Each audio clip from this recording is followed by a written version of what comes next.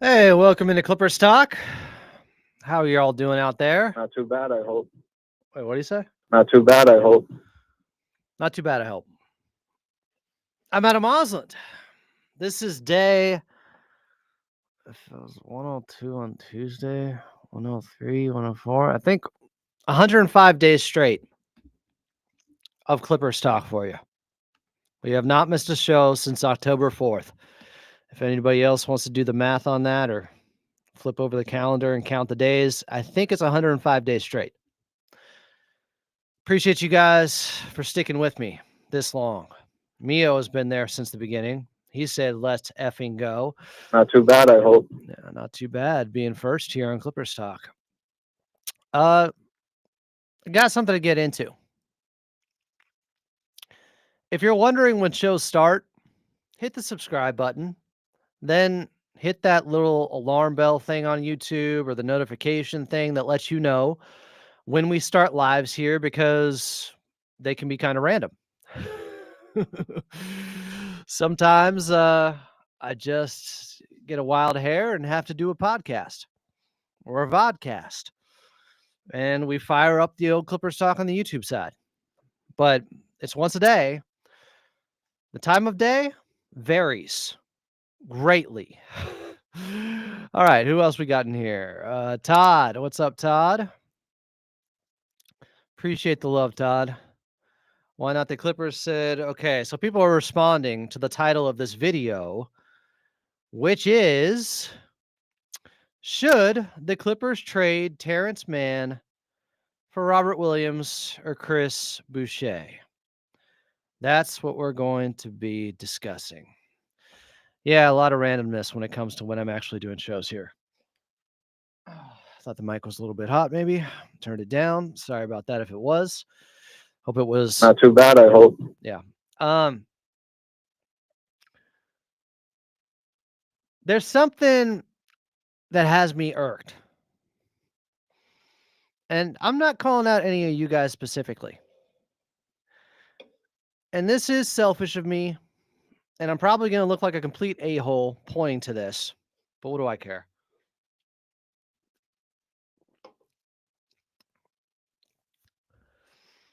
A lot of people already think I am.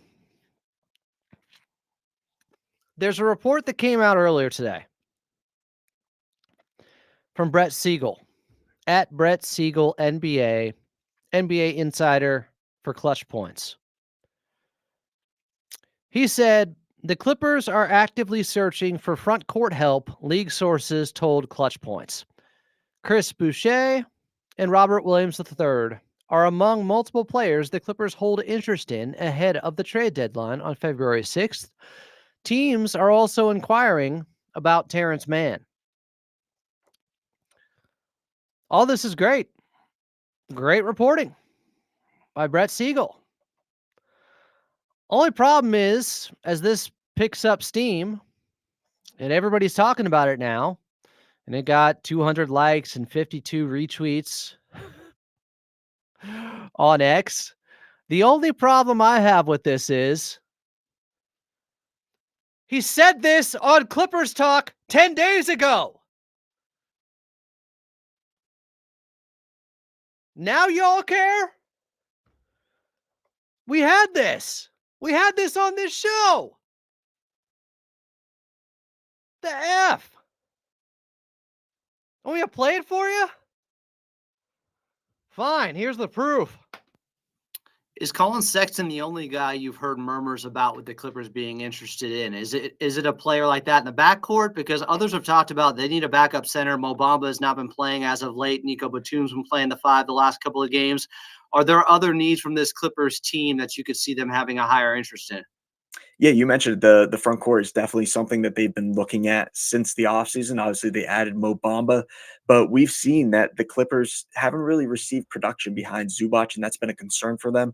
They've wanted a kind of a change of pace big man that can not only stretch the floor, but someone that can potentially run pick and rolls when Zubac is off the floor and be a rim runner, be somebody that can play well above the rim. One name that I've heard ever since the offseason, and a lot of others have reported on him as well, is Robert Williams from the That was 10 days ago. 10 days ago.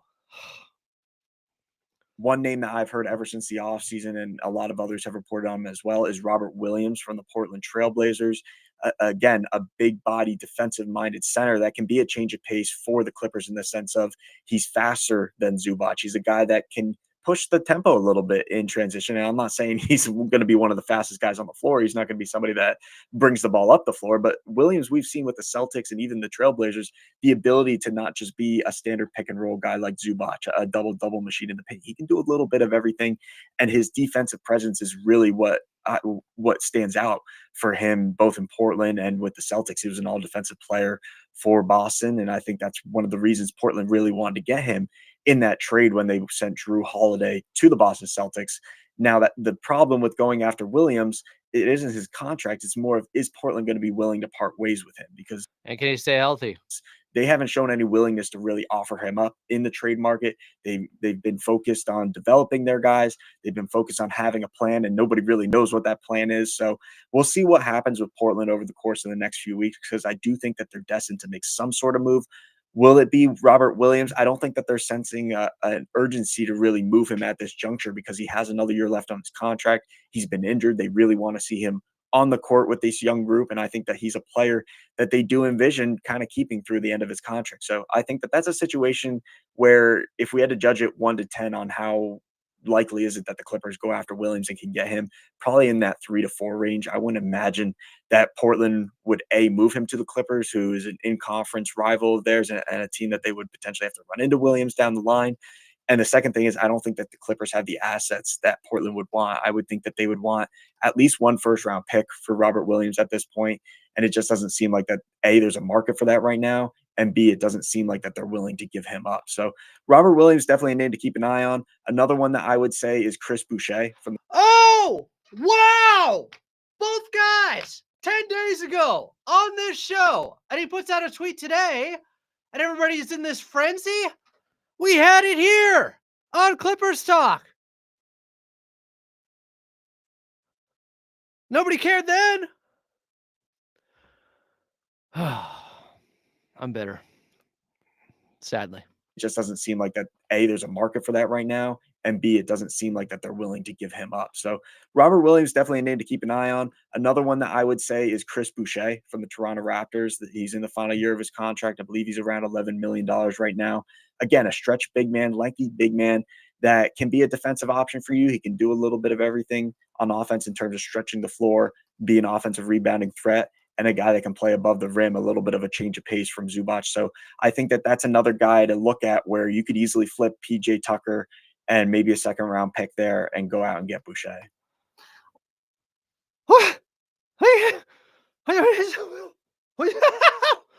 It's right.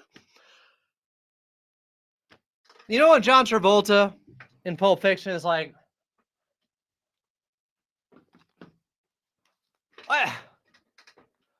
y'all freaking out about this report today?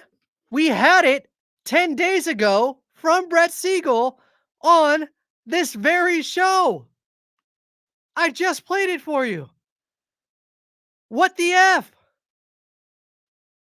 What in the actual F? I'm sorry, I'm so annoyed. Clippers Reddit, where were you then? Y'all want to be casuals and wait 10 days later? Or do you want it directly in audio form from him in, I don't know, that was January 7th, I think. Anyways, this is all just shameless marketing for Clippers Talk. Saying we had it first from Brett Siegel. He said it here, and now everyone's freaking out about it today. Something that we had yesterday, 10 days ago. 10 days ago, he said on this show, Robert Williams and Chris Boucher were two names the Clippers were interested in when it comes to bolstering their front court. All right, now we can move on to actual analysis. I'll stop being annoying myself. I mean, not I'm annoying myself. I am annoying myself, but I was annoyed. Like, come on. Come freaking on. We had it. I used that as the tease for that episode. This is not new to me or listeners of this show, although some of you are all acting like it's new today. The part where I'm gonna read what he put out again today. This is Brett Siegel. 10 days after he said it on my show, Clippers Talk. He said the LA Clippers are actively searching for front court help, league sources told Clutch Points. Chris Boucher and Robert Williams III are among multiple players the Clippers hold interest in ahead of the trade deadline.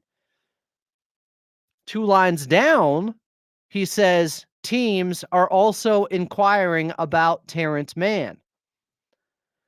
That could mean that's a separate part of this. The Clippers are interested in these 2 guys. And oh, by the way, teams are inquiring with them about Terance Mann.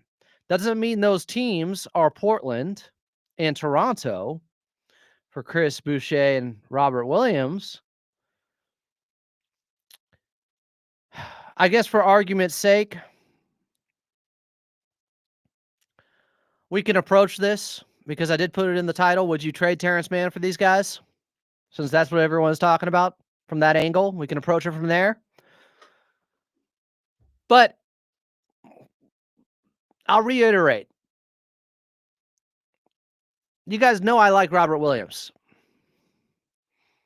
The way he played through that injury with them getting to the finals and losing to Golden State when he was with Boston a couple of years ago, impressive.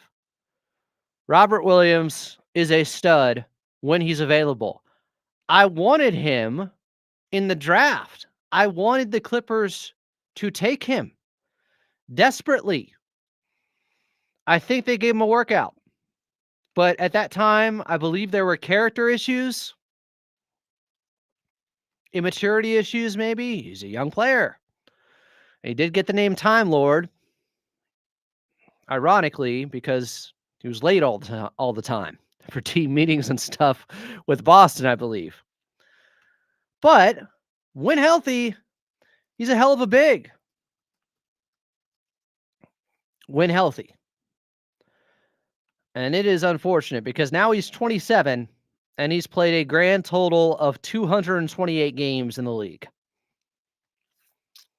32 games his first season, 29 his next, 52, 61. Things are looking better. Oh, now 35 games, 6 games, 13 games so far this season. Can't stay healthy. Should the Clippers be bringing in someone that has serious medical issues to a team that has, I think, enough of that and has had enough of that in their entire franchise history? Probably not for Terance Mann, who for the most part has been available often. I think if all things were equal, yeah, I would do it. If Robert Williams could stay healthy and play every game, sure. He would be huge. He would be one of the best backup bigs in the league. But in his 16.5 minutes per night this season, he's getting 6 and 5 and a block and a half. So if you look at the per 36, that translates to 14 points, 11 boards, and over 3 blocks per game. He's still productive when he's out there on the floor. He's a better defender than Ayton. He's more active. He has a higher motor. I always believe the Portland Trail Blazers brought him in as part of a trade package for later on down the line because they had just gotten Ayton. So it made sense that, okay, Robert Williams, if they can rehabilitate him and get him healthy, then you flip him for a first-round pick. And it sounded like from Brett Siegel, it could take that, but is Terance Mann basically the player in place of using a first-round pick? He's valued as being basically as valued as a first-round pick. I just don't know if you can do that for somebody as injury prone as Robert Williams, who, again, I like a lot. But Terance Mann, for the most part, has stayed healthy, is looking very good again in sporadic playing time because he's been dinged up, the broken left finger. But look at Terance Mann just last night, 14 points off the bench, 5 of 8, 2 of 3 from 3. His three-point shooting has been going up. He's shooting 70% from 3 his last 5 games. Okay. He's taken 10 threes over that time. But he's hit 7 of them. But he also went 75% from 3 in December. Okay. Took 4, made 3 of them. I'm just saying. Right before he got injured with the broken left middle finger, he was looking good. He just had his best game of the season against Denver. Hit that huge three-pointer, got the offensive rebound late. They don't win without him. And even with him dealing with the calf injury against Brooklyn and only playing 8 minutes and then playing through it against Portland, he is showing signs of being the Terance Mann we all know and love again. As it typically does, the shooting comes around as the season goes along. And guess what? Right now, you may not believe this, after the slow start he got off to, where he went 0 for October from 3, 0 for 8, he's shooting 40% on the season now. Has he even taken 53s? I'm going to say no. But he has been progressing to the mean. He has taken a total of, look at the dumbass now. It's me, Adam. He's taken 57 threes so far this season. He's hit 23 to get to 40% from the outside. Some are saying they wouldn't even trade Kobe Brown for Robert Williams. Ooh, I would strongly consider that. Come on. Remember, Terance Mann is somebody that they allegedly wouldn't include for Fred VanVleet or maybe for Kyrie Irving or Mike Conley, guys like these a couple years ago. That was the hang up. It sounded like there was real smoke with Fred VanVleet coming from Toronto, that Terance Mann was the holdup. Terance Mann might have been the reason they had to give up a first-round pick to get James Harden instead of giving Philly Terance Mann. So they value him. They know he's a good player. I think they have a good gauge on who he is and what he means to this team and what he means to the fan base too. Yes, in some ways, Terance Mann is a legacy player with the Clippers.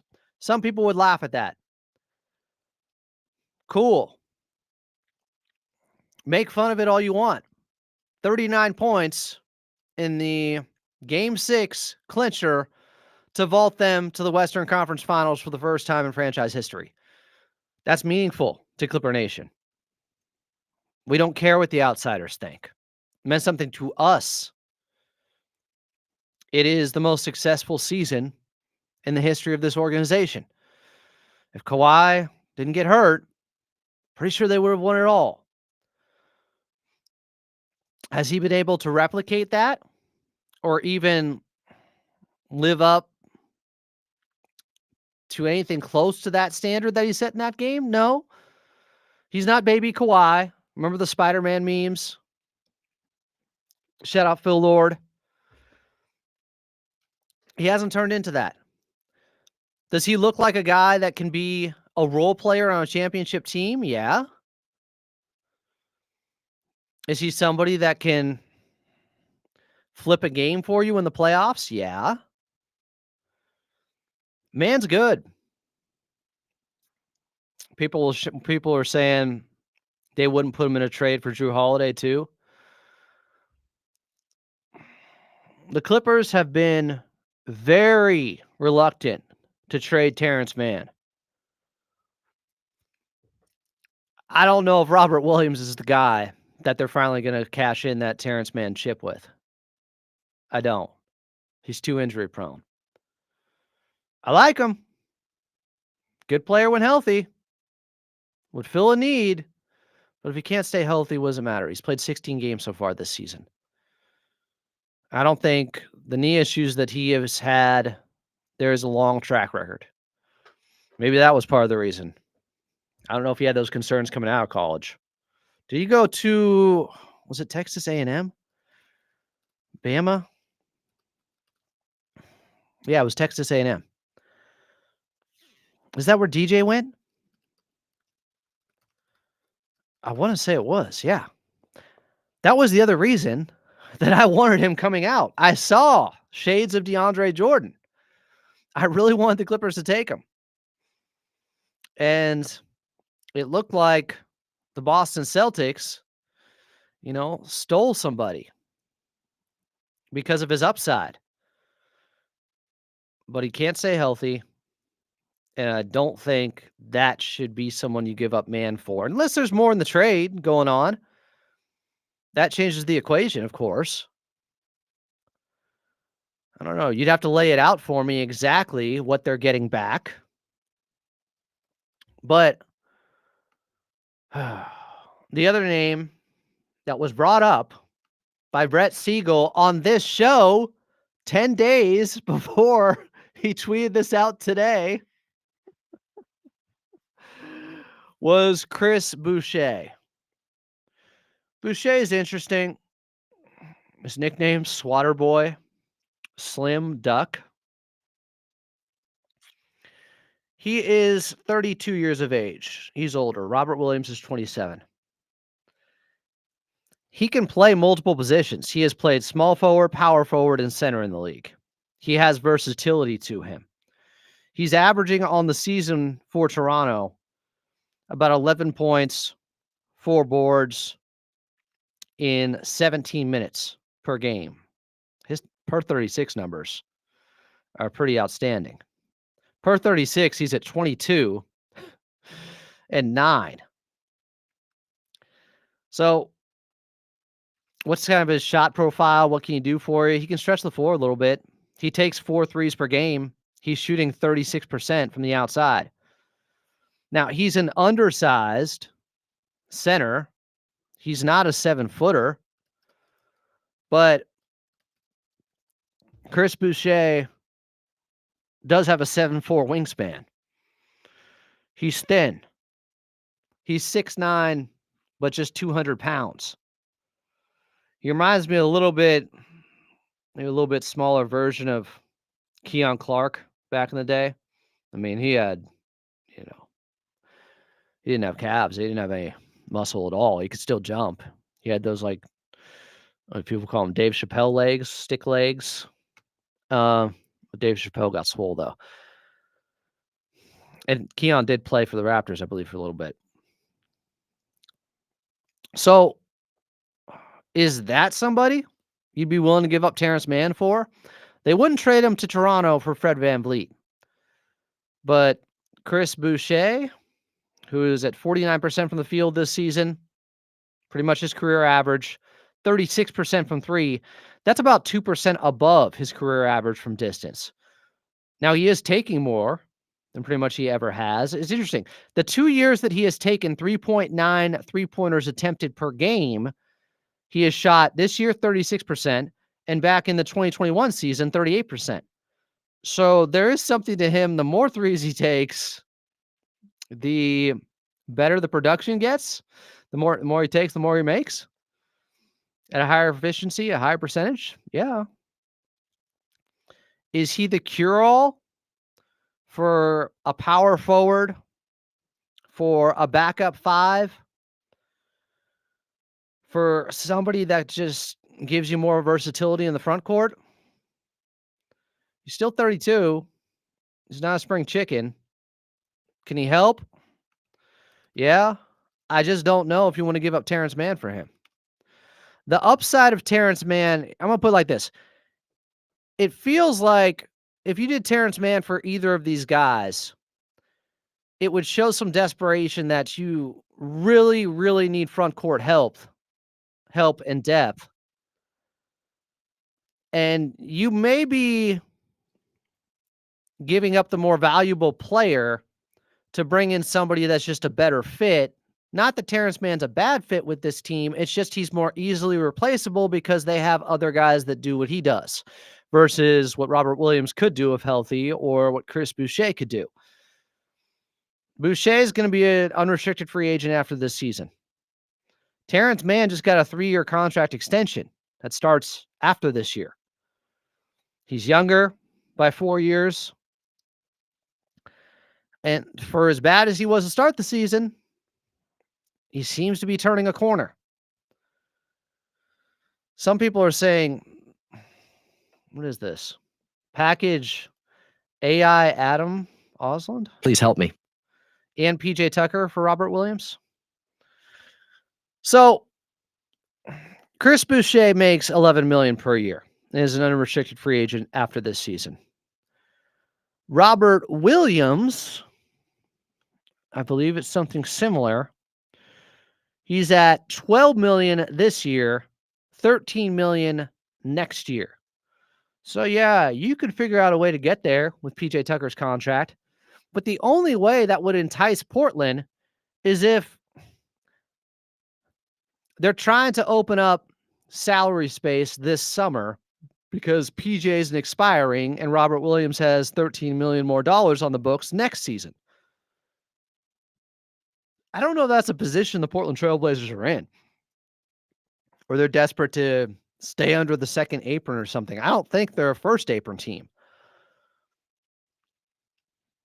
You're probably going to have to do a lot more than PJ Tucker and AI Adam Osland. I'm so lonely. Please help me. Probably. Jeremy Mormon says, if we get either of these players, what are we doing with Mo Bamba? I'm guessing he would be included in the trade.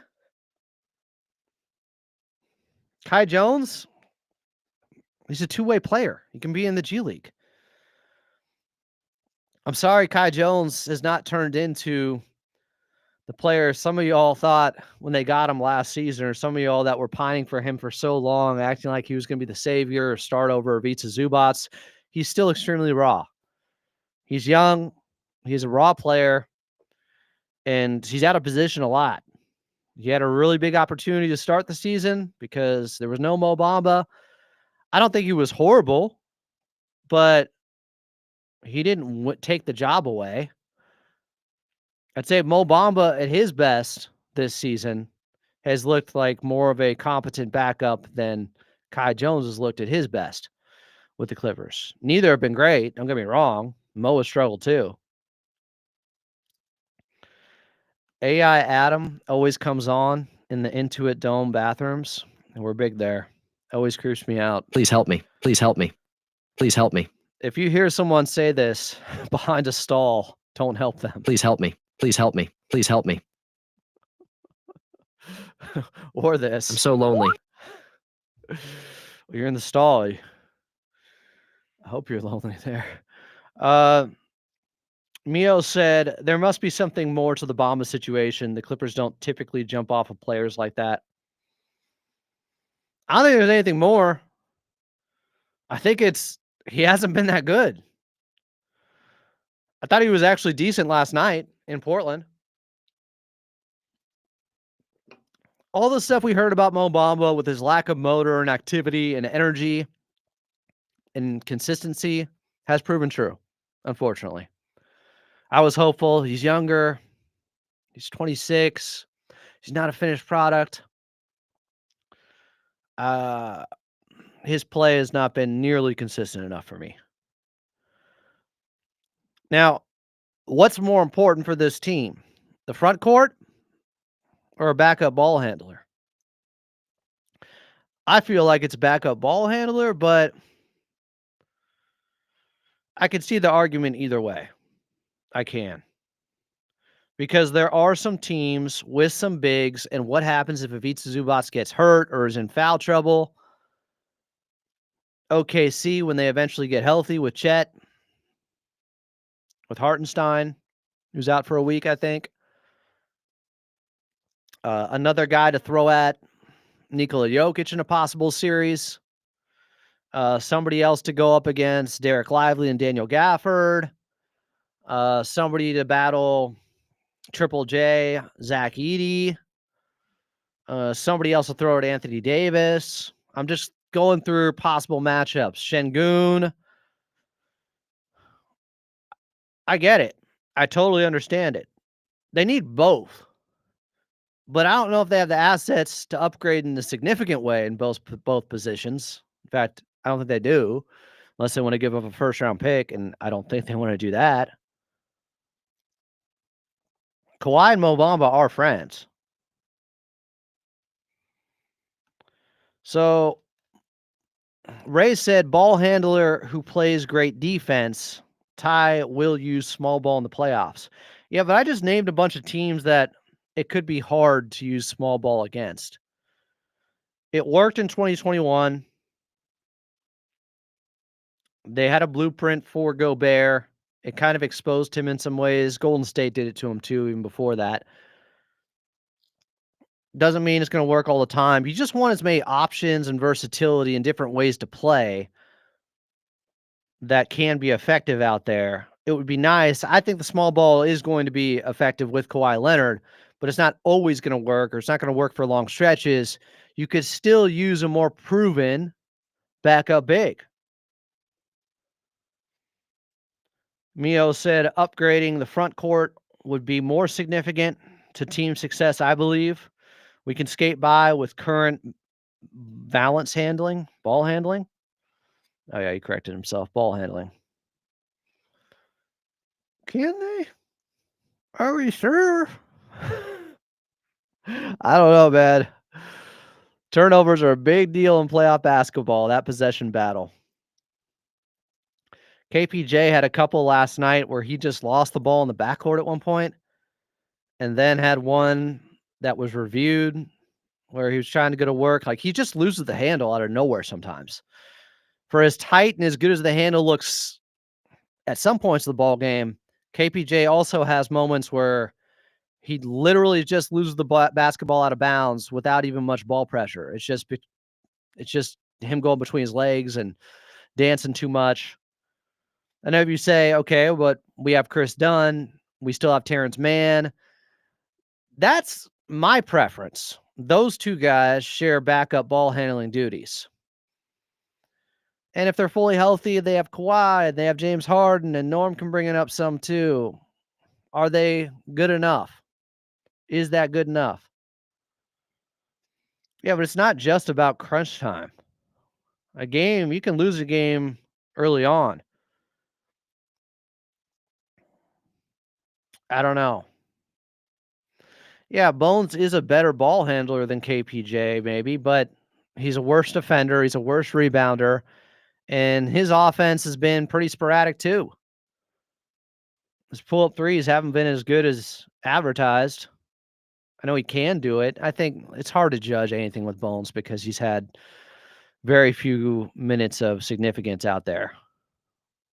Like, he's out. Yeah, he's in the doghouse, or the bone is buried below the doghouse, I think, as somebody said before.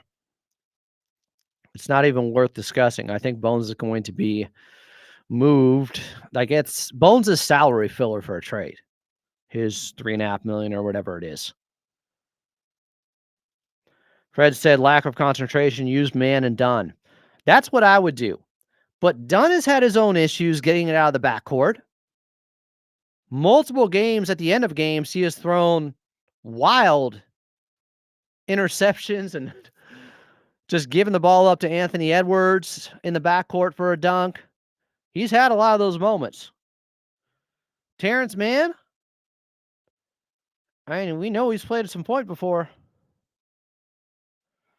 There's just nobody that you feel, This is my guy. This is a rock with the basketball. This is somebody who's going to value the basketball, take care of it really well. We don't have to worry.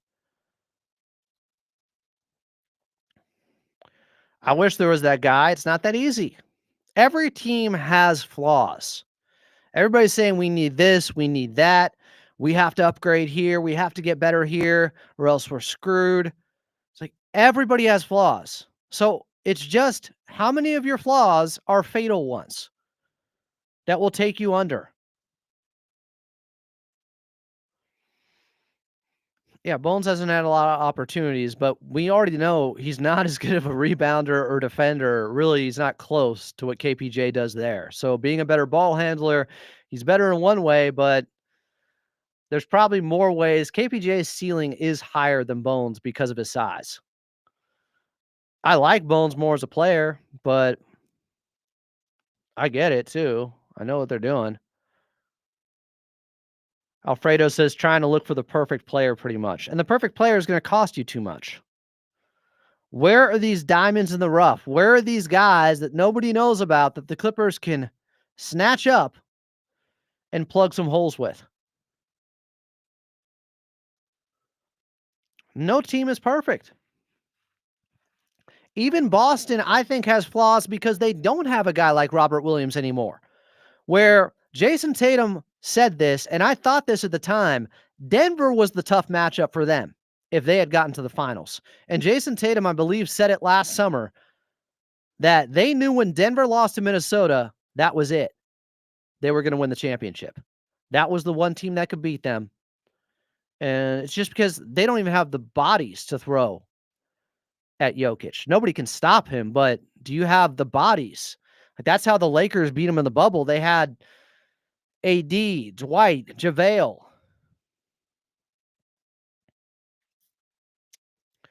Jonathan said, it is just figuring out who is the best to use from a bunch of bad options. The problem with Brogdon, guys, is I like Malcolm Brogdon. I was stoked when they got him for a hot second before that trade was nixed in that three-way with them in Washington and Boston.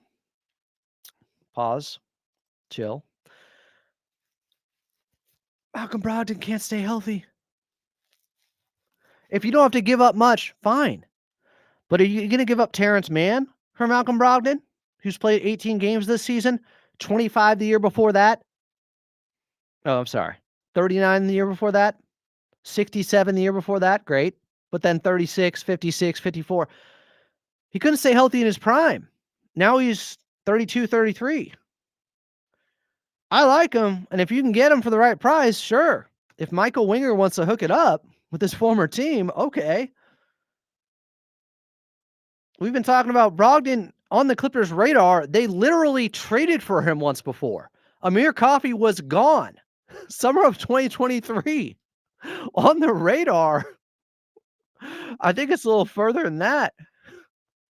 He's had a foot in the arena for them in a Clippers jersey. ET said, please don't trade Terance Mann. I've been bringing up Colin Sexton a ton, but I don't know if it's realistic to get him without giving up a first or Terance Mann. Would I give up Terance Mann for him? Oh, man, that's tough. I'd have to consider it because he gives you different elements and different dimensions that they don't have now. And even if they lose, man, they still retain a lot of what he does. They don't have anybody that's a speed demon like Colin Sexton, who's also shooting, like 42% from three on the season, I think. Now, we've never seen him in a winning situation, but I don't think he's ever been the problem. He's just happened to be in bad situations. Yeah, he's at 42% from three. Last year, 49. Year before that, 39. Excuse me, 39, 39, 42 this year. He's getting better. He's one of the most efficient players out there. He's getting 18 a game on 48% shooting from the field, 42% from three. He can fill it up. He's undersized, though. He can be targeted defensively. He gives effort on defense. He's a try-hard guy. But is that going to hurt you in the playoffs? Well, if he's going up against other teams' second units and backups more often, I don't think it would. If you're thinking of him as somebody else that can close out games, yeah, it could, but I don't know if that's necessary. Mio said Sexton is younger, can be coached. He can't be coached to get any bigger, to play more defense, to be better on that end at least. Would you trade Mann for Kobe White? I don't think they could. Kobe White, this is somebody else who I don't think that they wouldn't do that in the first place. I don't think Chicago would do it. I don't think that's a possibility. Honestly. He's gotten 18 points. He's basically averaged 19 points the last 2 seasons. I like Kobe White, but I think you're asking the wrong question. Like, would they trade Kobe White for Terance Mann? And I think the answer is no. Have Clippers front office decisions generally been better post Jerry West? Man, what kind of question is that? That's so weak. Jerry West was a consultant, a specialist, a big voice in the room, carried a lot of weight. He's Jerry West. But Lawrence Frank, the buck stops with him. I think the difference this last offseason was Lawrence Frank had the ability, after Paul George left, to get under the first apron and construct a team the way he'd like it to be. He had money to play with. Like, yeah, Jerry West gave them so much credibility.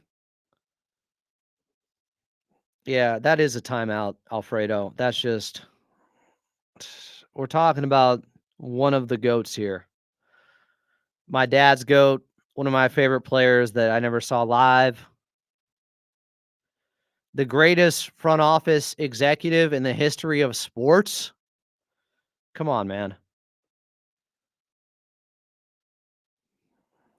Not cool. This isn't cool either. We don't need to drag down other people to prop up others. Lawrence Frank is a good front office man. Everything that they had to lay out and everything that led to them getting Kawhi and Paul George, you can criticize it now and say they gave up SGA. Nobody said SGA was going to be an MVP candidate. Nobody said he was going to be this good at this time. I've never seen anyone bring up receipts of like, they shouldn't have traded him. They shouldn't have got Kawhi Leonard, who just finished finals MVP. They shouldn't have gotten Paul George, who was just top 3 in MVP. Nobody said that at the time. They said it hurts. It stinks to lose SGA, but you have to do it. Of course you have to do it. That's what everybody said. So come on.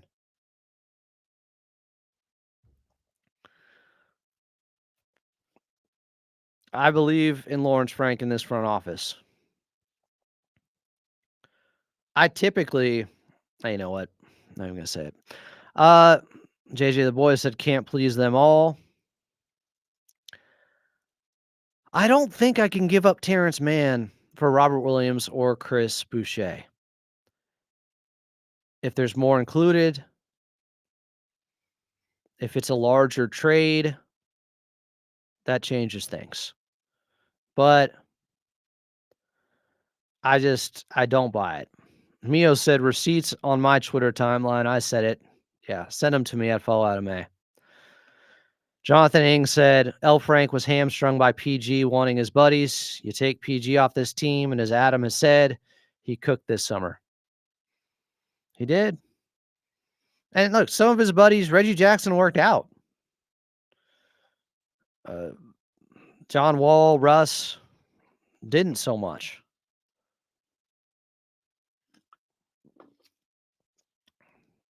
It wasn't all bad. It's never all one thing or all the other.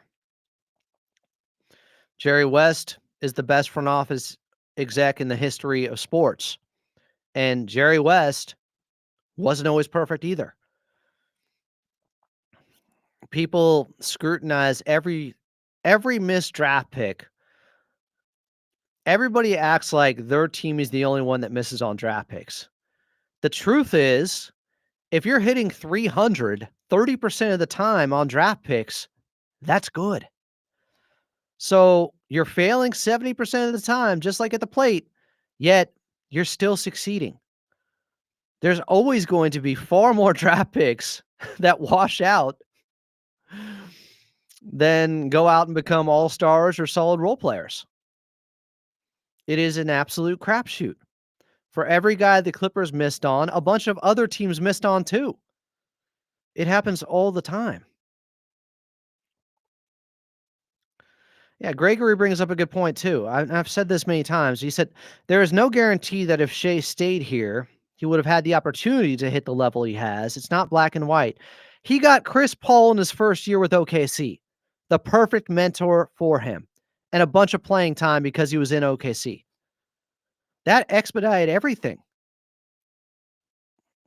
Right place, right time, right roster. Sports are often circumstantial. There are great talents that never worked out because they're a victim of circumstance. There are some that worked out because they were just in the perfect place for them at that time. What a shock. Mio can't prove it. His Twitter profile got banned. Guessing there's a reason for that. I love Walker Kessler. You're not getting Walker Kessler without giving up, I think, 2 first-round picks or a first-round pick, a pick swap, and a really good young player. You're not. As for Sharp, I haven't seen him enough, to be honest with you. He's only played 19 games this season. But I know a lot of people have talked about him. He's young. He's developing. Sure, I'm interested for the right price. Daron Sharp for the Brooklyn Nets. But again, that's more of a, I mean, he could help you. Don't get me wrong, but I don't know if that's exactly what you're looking for at this time. But look, I would, yeah, I think he could help over some of the guys they have. Water X says, seems like the Clippers are criticized on any little thing that goes on with them. Bonesaw said, why stop there? What about KD or Kyrie? Is this in reference to Walker Kessler?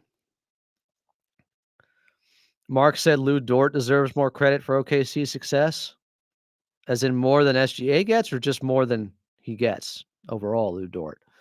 Yeah, he's good. They're about as close as you can get to a flawless team maybe right now.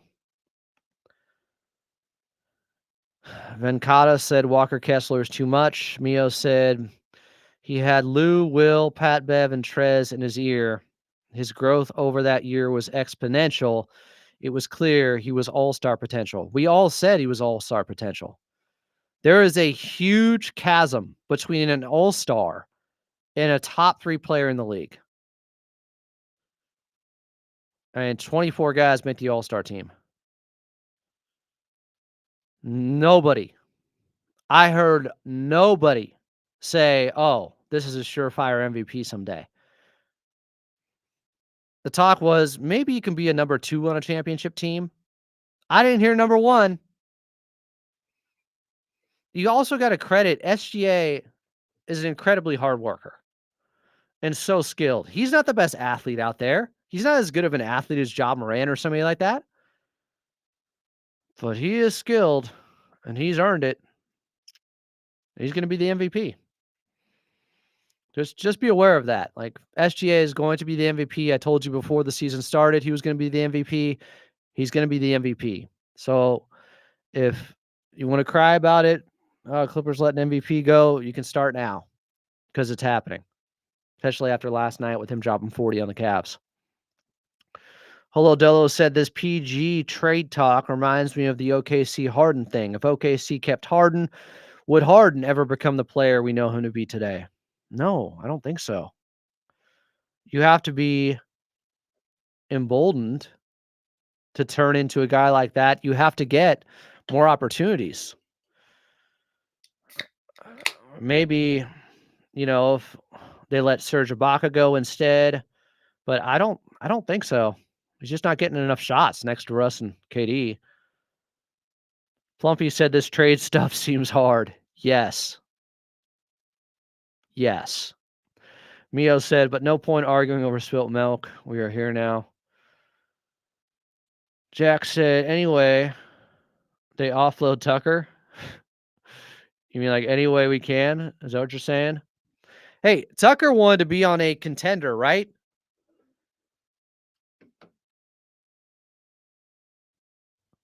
Clippers with a healthy Kawhi are a contender.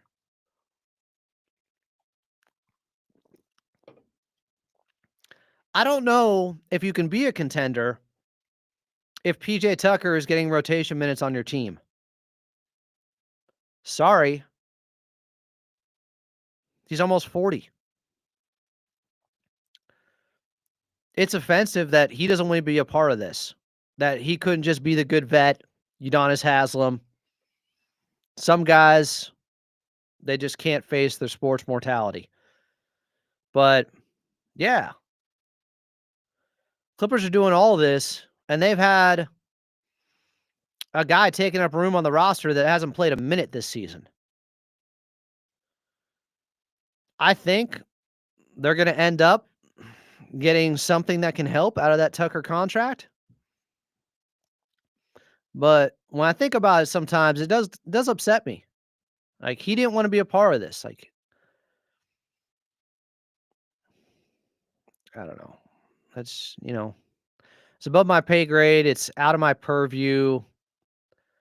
What do I know? Not a player, but just seems like it could have been a situation for him where he could have helped on the bench, where he could have been, a proud vet that could lend his experience to young guys.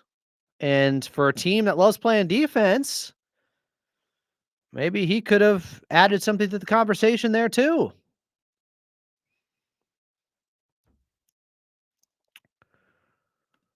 Mike said SGA was a rookie when we traded him. Man is 27. He's 28.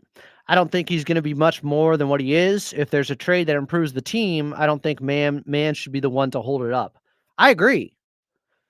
I've been saying it basically since the first month of the season. I think Terance Mann, he is their biggest asset. And I'm sure teams are seeing that he's not playing that much on the outside and wondering what's going on and if they could poach him away from the Clippers. If you can find a way to improve in an area that is deficient, like in the front court or backup ball handler, in a way that is significant enough of an upgrade, I think you have to think about trading Terance Mann. I hate to say it. I love T-Mann, one of my favorite Clippers ever, but they just happen to have a bunch of guys that can do a lot of the stuff that he does. I said it this summer. I mean, at first we thought, is Amir Coffey on the outs? Well, Coffey's been too damn good this season. So then you added Chris Dunn and DJ. KPJ's getting minutes. Where does that leave Terance Mann?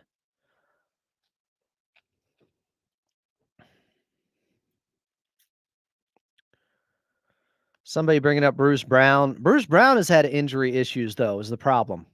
And his three-point shooting, like outside of one or two seasons, he's been like a 33% three-point shooter. He hasn't been great.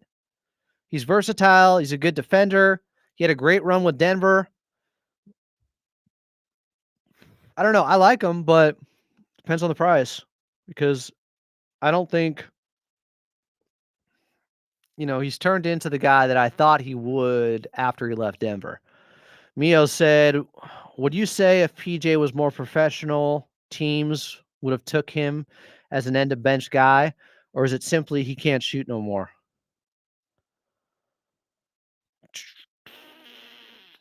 I'm not sure. Yeah, I don't think the skill set is there from what we saw last season. And he had plenty of opportunities. It's just what happens. He's almost 40. Coach Lou joked at one point, he's 75. He got paid. What, like, when he's out there complaining about playing time, when they gave him playing time, it wasn't good. They gave him like 3 different chances last season, including the ability to play in a must-win Game 6.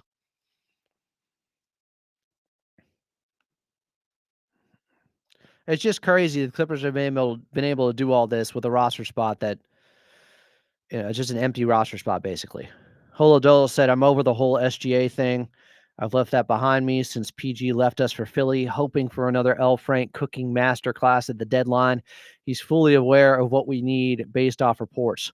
The other part of this is something else I have been pointing out for a while. You can't give away any young assets, even somebody that's 28, for a win now expiring contract and a guy you're not going to be able to bring back. I don't think you give up Terance Mann for a guy like that. Even if that other player can make you better the rest of this season, I don't know if you can give up a 28-year-old who's on a pretty team-friendly extension coming up for a guy who, yes, makes you a little bit better this season, but you don't even know where Kawhi's health is going to be at.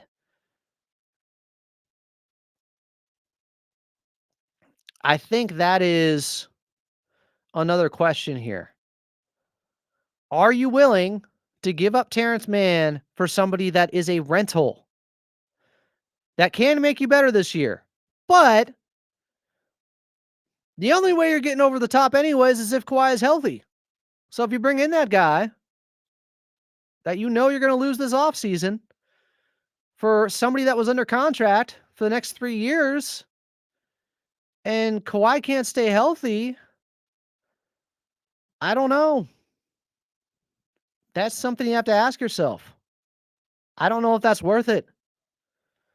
The Clippers still have to have an eye on the future. They can't just go all in on this season because Kawhi's played 4 games so far and did look great his last game, but we don't know. He could wake up one morning and the knee swells up again. So you can't say, all we need is this piece. And even if we have to give up Terance Mann, I'm willing to do it because that guy can make the difference in the playoffs. Not if you don't have Kawhi. Those guys are going to be the difference makers. Yeah, I thought the same thing. When they got Derrick Jones Jr. on that contract, first thing I thought was, oh, is Mann going to get the extension?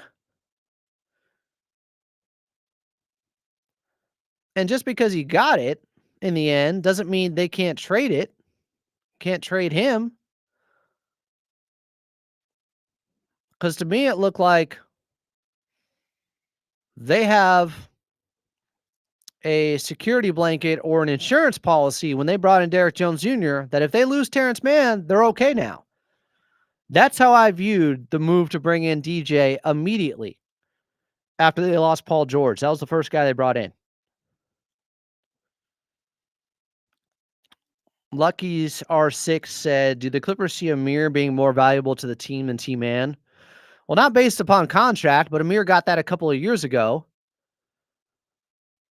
I just think Amir has been really reliable as a stay-ready guy. Just somebody gets banged up, Amir. Go to Amir. I mean, he got a lot of starts last season. He was really good from like the end of December until the playoff series where he did struggle. But he was really good last season. It's not just like he's doing this now. I thought it took too long for him to get into the rotation last year and this year because Amir, he's proven to be a really good, reliable contributor that, Pat used to say, just add water. Amir's been like that. He stays ready. Water X said, what is PJ Tucker required to do while not playing? Is he just hanging out at home? To my knowledge, no, he doesn't come to practice. He is away from the team. He doesn't show up to anything. They sent him home. Mike Dang said, I like the starting lineup with DJ, with Kawhi, gives us size, and DJ's cutting. Dunking with Kawhi's gravity is going to be big. Me too. We all want a chip, JJ.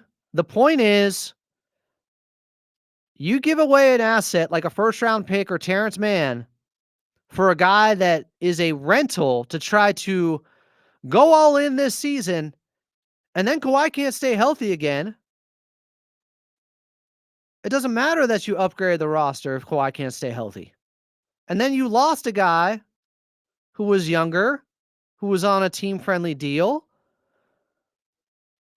That's the problem. Okay, JJ said, no, in all seriousness, we can't give up no picks at all. But Terance, I'm willing to make the risk for the right player this year, but that's because I believe in the defense in this team. Okay. It's fair. For the right player, I am too. I just don't know if it's a player that's going to be an unrestricted free agent after this season, and you're trading Terance Mann for that guy. I don't know, because obviously we all have questions about Kawhi Leonard's health moving forward. Every game, I'm praying that his knee doesn't swell up. Kawhi has said he's basically day-to-day.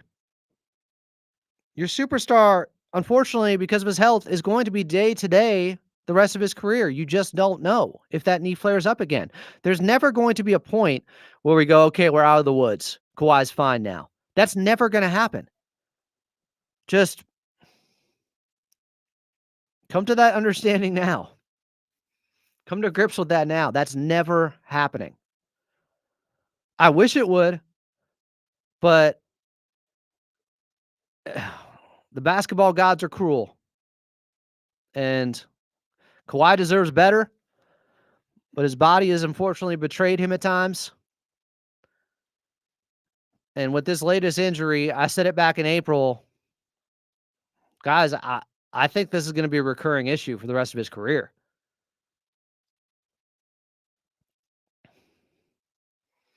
Is this trolling? So is Kawhi playing tonight? The Clippers aren't playing tonight. Do you think Ty would rather have Porter Jr. than Mann? No, I think it's still Mann. I think he did say after Terance Mann, I think, had that big game against Denver. So I'm glad I got my guy back. He knows what Terance is capable of and how much he can impact and help this team when he's right. And he's looking better. Hello Dolo said, rental players for sure a big no because Kawhi's health aside. Do we even know if Harden is back next year? You're right. He has an option. He's been balling a lot. Of teams may look at him and throw a contract. Of course. Clippers might be one of them. I don't know. That is something that is underreported. Harden is on a 1-and-1. $35 million this year, a $35 million player option next year. That drastically changes your offseason and overall roster construction and salary cap. There are a lot of balls in the air for this Clippers team, so to speak. Just a lot of variables and things to keep track of here. I'm glad Lawrence Frank is in charge of this. I trust him. Yeah, DJ hit a mid-range shot last night. That third quarter from him was awesome. He had 10 points, and it wasn't just lobs. He had a three-pointer. He had a mid-range shot. Looked like he was sticking it to Portland. He and Norman Powell looked like they had something extra for Portland. Two former players there. DJ, phenomenal third quarter. One of his best quarters of the year, maybe his best, because he scored at every level. I asked Coach Lou about this in the preseason when he was taking more jumpers. I think it was the game up in Seattle against Portland, and he took a tough fadeaway and made it. And apparently Derrick Jones Jr. told the coaches when he came over, that's my shot. I can do that. Wasn't valued in Dallas in that way, but Here, they're letting him do it. If Lonzo Ball was healthy, I'd be all about it. I love Lonzo Ball. And even if they could get him for the right price, if they don't have to give up much, I'd still be all about it. I love Lonzo Ball. My question is, I haven't paid close enough attention to the situation with him in Chicago this year. Have they been just babying his minutes? Or has he been hurt frequently?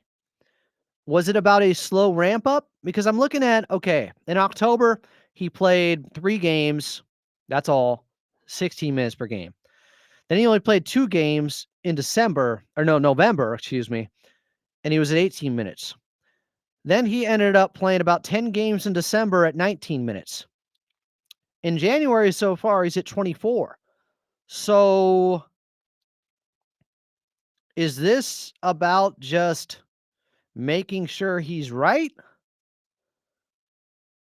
Because that could be very encouraging. The last 3 games, he's been in double figures scoring wise, 12 and 6, 15 and 3 assists, 11 and 6 assists. But the better he plays, the more you're going to have to give up yeah. Lonzo would be great as a backup if he can play. Mark said they are grooming KPJ to slide into the Harden role next year if Harden leaves. Bonesaw said that's a lot of grooming. Like, I've called him, bargain Harden. A much less version, much less. James Harden's a Hall of Famer, top 75 player ever. What are we talking about? There are some similarities in skill set. It's just Harden does it at such a higher level that it's almost not even worth comparing them. They're lefties. They can ISO. They can create and pick and roll. I mean, it's almost, yeah. It shouldn't even be a real comparison, honestly. It's probably insulting to James Harden. Hey, KPJ is still young. He can get better, but James Harden is a Hall of Famer. Yeah, he had the wrist injury. That's what it was earlier this season when he missed all those games in November. Holo Dolo said that's not going to work. KPJ could not do what Harden does for this team. Just the fact that his name is James Harden, teams double him out of respect. Like, what James Harden is able to do is to bend the defense every time down, create an advantage out there because of his step back, which KPJ does not have, not at the efficiency level of Harden, because of his passing ability, the pocket passes Harden can make. It's not even, they're worlds apart. They're playing 2 different games. No disrespect. It's not about that. It's about showing all the respect to what James Harden has done in his career.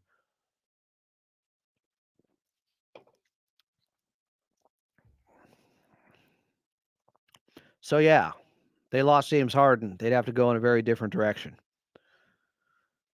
Quickly. What do we got? D'Lo revenge game tonight. Oh, I'm here for that. I hope Brooklyn plays well.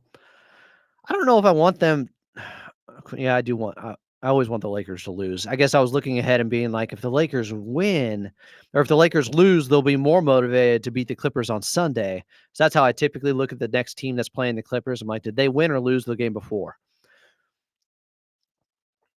But yeah, I would love to see D'Lo light him up because the fan base was so brutal on him. I know he had his shortcomings, but my God. Chow Kaio, I don't know how to pronounce it. Do we consider getting a backup big a priority, even if we have to give up our defensive wings? Well, that's kind of what we're talking about here. Is it worth it if you have to give up Terance Mann? That's the guy teams are calling about, according to Brett Siegel. I mean, we all kind of knew that. Read the room. Read the season. Of course, they've always been calling about Terance Mann. And now they see the Clippers have an abundance of guys that can do a lot of what he does. Doesn't make him expendable, but probably makes him more gettable and more tradable. Mark said, I wouldn't go anywhere near Lonzo, who will get another contract and sit out. I don't think Lonzo ever sat out on purpose because he got paid. Maybe that's not what you meant, but the phrasing there makes it sound like, oh, he got paid and then didn't want to play anymore. I don't think that was it at all. He had serious knee injuries. Punk's Gone Wrong said KPJ can get past his man anytime he wants. He needs to kick the ball out more to open shooters. He drives towards the paint.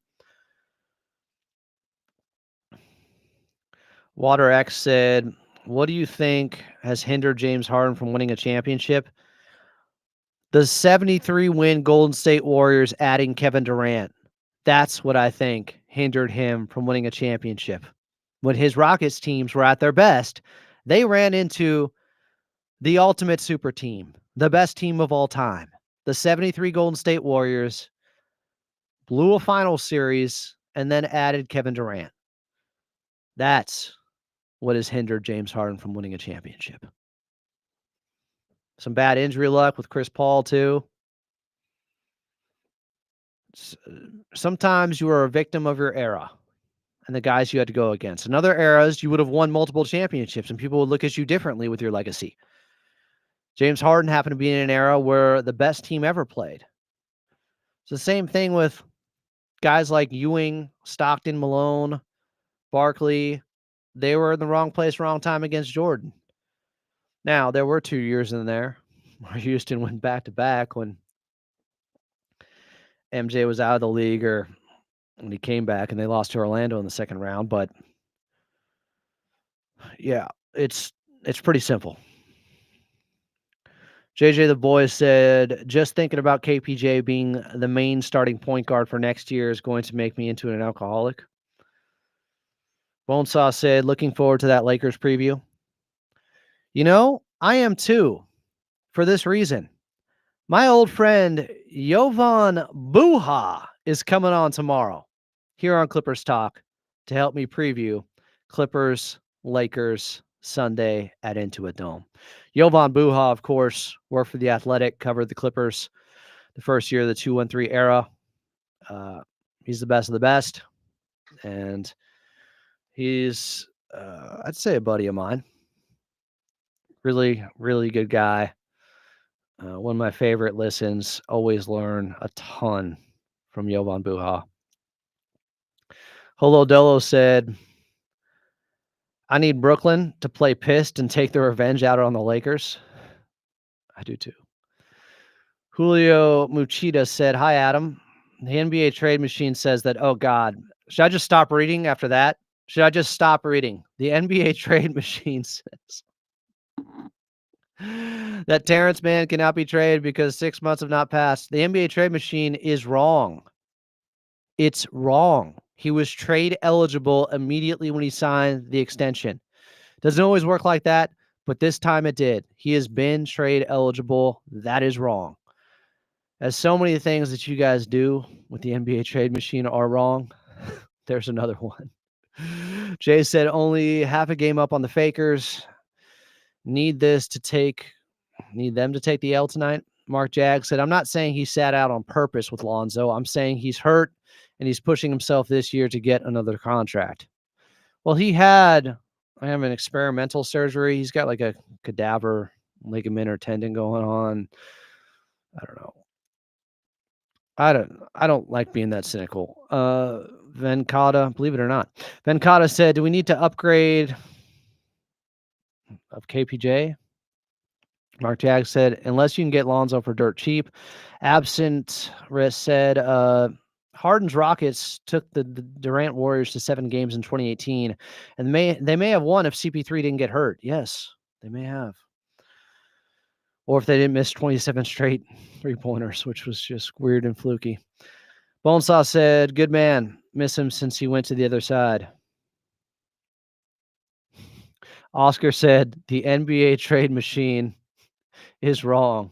Like, just a general statement. The NBA trade machine is wrong. It shouldn't exist.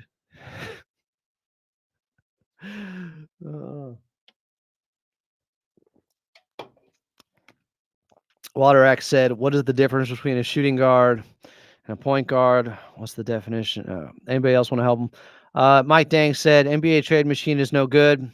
Use the Spotrac trade machine. It takes into account everything, including aprons, restrictions, contract clauses, etc. All right, I gotta get ready. So tomorrow, Jovan Buha will be on. He's got his own show here on the YouTube side. It's a good one. I listen to it all the time. And he covers the Lakers now. And we'll talk about that Clippers-Lakers game on Sunday night. The preview with Jovan Buha tomorrow. And later tonight, we'll have a Clips and Dip episode for you. I'm Adam Osland. You have been listening to Clippers Talk. I hope it wasn't... Not too bad, I hope. I hope it wasn't... Not too bad, I hope. Too bad, I hope. I hope it wasn't... Too bad, I hope. I hope it wasn't too bad of an episode. Appreciate you guys. And I'll read this to end things. Oscar said the NBA trade machine was the worst thing to ever happen to NBA fandom and NBA discourse. You're not wrong. Even Harold in North Hollywood knows that. One of the worst trades they ever made. Every time I see Shea Gilgeous-Alexander play, wouldn't he look great Harold, in a Clipper uniform? Harold.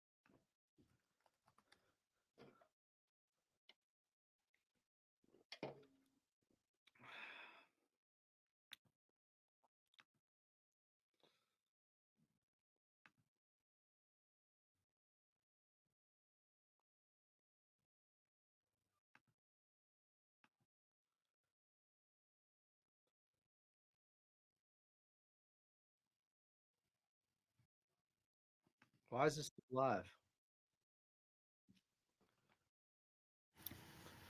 I said end the damn stream.